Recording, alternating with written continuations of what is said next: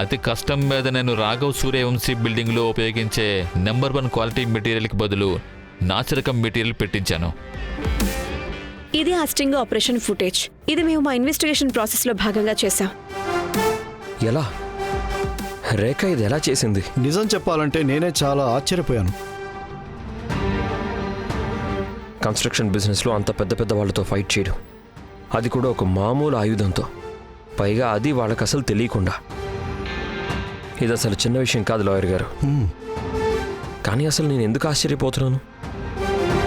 తను ఇలా చేయడం ఇదే మొదటిసారి కాదు. రేఖ ఇలాంటివి చాలా చేసింది. లాయర్ గారు, ఇది మామూలు రిపోర్ట్ కాదు. ఇది ఎలాంటి బాంబు అంటే ఒకే ఒక్క దెబ్బతో అబద్ధాలు మోసాలు అన్ని గాలి మేడల్లా కూలిపోతాయి. ఎస్, చూస్తుంటే మీరు జడ్జి గారు ఇద్దరూ ఒకేలా ఆలోచిస్తున్నట్టున్నారు. చూడండి, ఈరోజు శనివారం, కోర్టుకి సెలవు. అయినా సరే జడ్జి గారు మనకి ఆ రిపోర్టు సబ్మిట్ చేయడానికి పర్మిషన్ ఇవ్వటమే కాదు, దాంతోపాటు మిమ్మల్ని జైలు నుంచి విడుదల చేయమని ఆర్డర్స్ కూడా ఇచ్చారు.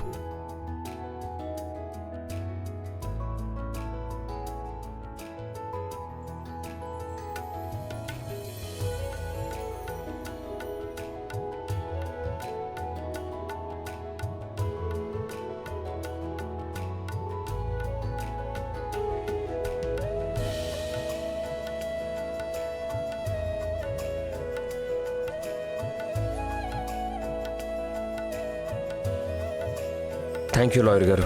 ఎస్ మిస్టర్ రాఘవ్, అది కూడా ఎలాంటి తప్పుకి, మీరు ఎప్పుడూ చేయని తప్పుకి మీరు ఇంటికి వెళ్ళే సమయం వచ్చింది. ఎవరి కారణంగా ఇదంతా సాధ్యమైందో ఆ వ్యక్తిని కలిసే టైం కూడా వచ్చేసింది. నేను మిగిలిన ఫార్మాలిటీస్ పూర్తి చేస్తాను. నేను వెళ్ళి ఆ పని మీద ఉంటాను.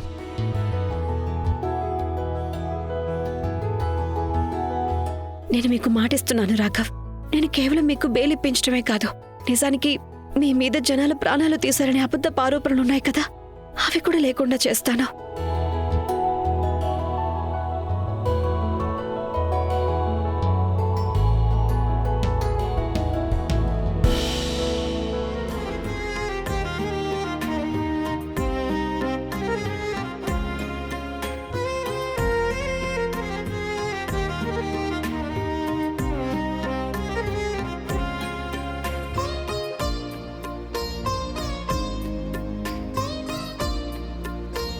అత్తయ్య, సంతోషంగా ఉండు.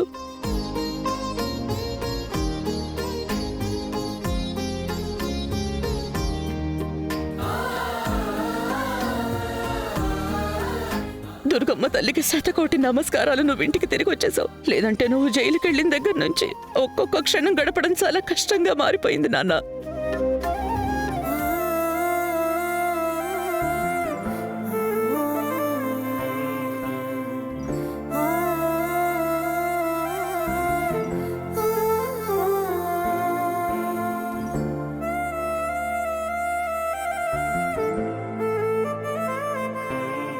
అత్తయ్య, నాకు మీ ప్రేమ ఆశీర్వాదం ఉన్నాయి.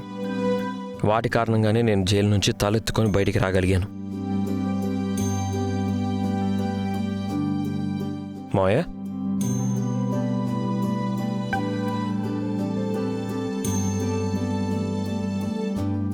అన్నిటికంటే ముందు నీ ఫేవరెట్ నేతి హల్వా. హే వావుని, జైలు నుంచి తిరిగి వచ్చినందుకు ఇలాంటి హల్వా తినొచ్చు అంటే నేను మళ్ళీ జైలుకి వెళ్ళడానికి కూడా రెడీ అయినా.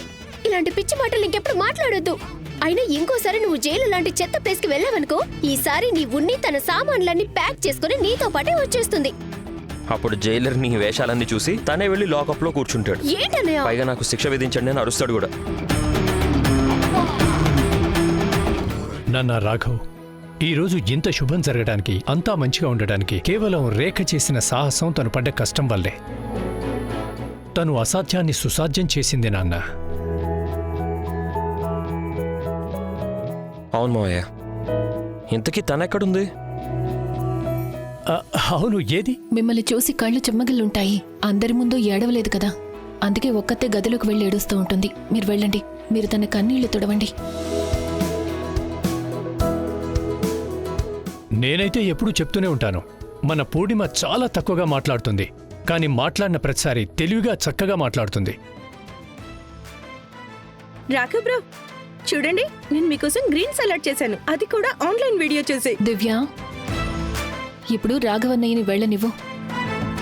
Thank you so much. బిక్కో sister, Raghav bro thank you మీకు చెప్పారా నాకు చెప్పారా? నాకే చెప్పుంటారులే.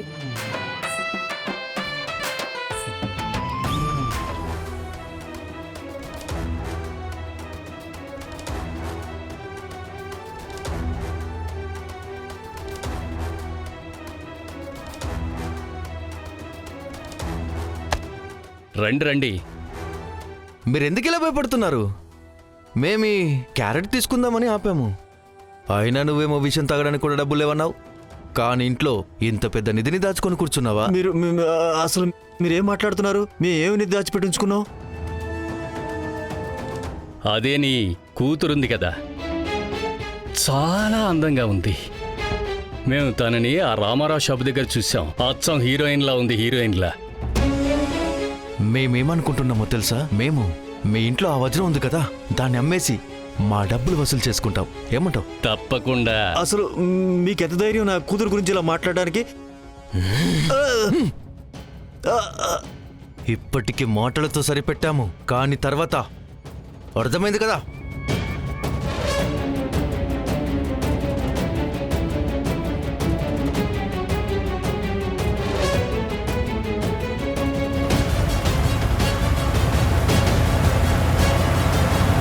అదే నీ కూతురుంది కదా, చాలా అందంగా ఉంది. అచ్చం హీరోయిన్లా, హీరోయిన్లా. మీ ఇంట్లో వజ్రం ఉంది కదా, దాన్ని అమ్మేసి మా డబ్బులు వసూలు చేసేసుకుంటాం.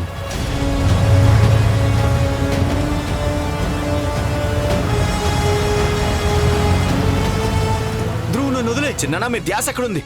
ధ్రువ్ నన్ను వదిలే. నాకు చచ్చిపోవాలని ఉంది. ధ్రువ్, నాకు బ్రతికే అర్హతే లేదు. నన్ను చావనివ్వు. చిన్న మీరేమనుకుంటున్నారు? మీ ప్రాణం తీసుకుంటే అన్ని ప్రాబ్లమ్స్ సాల్వ్ అయిపోతాయా? ప్రాబ్లమ్స్ ఇంకా ఎక్కువైపోతాయి చిన్నాన్న. పైగా నాకు ఈ టైంలో మీ అవసరం ఉంది. మీరు నన్ను ఒంటరిగా వదిలేసి వెళ్ళిపోతారా? ఇదేనా మన ప్రాబ్లంకి సొల్యూషన్? చెప్పండి. నేను నీకేం సహాయం చేయగలను ధ్రువ్? నేను నీకోసం ఏం చేశానని? ఏమీ లేదు. కుటుంబం మొత్తానికి పెద్ద భారంగా మిగిలిపోయాను ధ్రువ్ నేను. ఇప్పుడే ఆ గూండాలు వచ్చారు. వాళ్ళేమో స్మితని కిడ్నాప్ చేసి తీసుకెళ్ళిపోతామంటున్నారు. కన్న తండ్రిని అయ్యుండి నేనేమి చేయలేకపోతున్నాను ధ్రువ్. దీనికంటే నేను చచ్చిపోవడమే మంచిది ధ్రువ్. నేను అసలు చిన్న అలా ఏం జరగదు. ఒక్కసారి నా శవం భారాన్ని మోసే ధ్రువ్. ప్లీజ్ చిన్నాన్న. ఇంకెప్పుడు నా తప్పుల భారాన్ని నువ్వు మోయాల్సిన అవసరం ఉండదు. ప్లీజ్ చిన్నాన్న.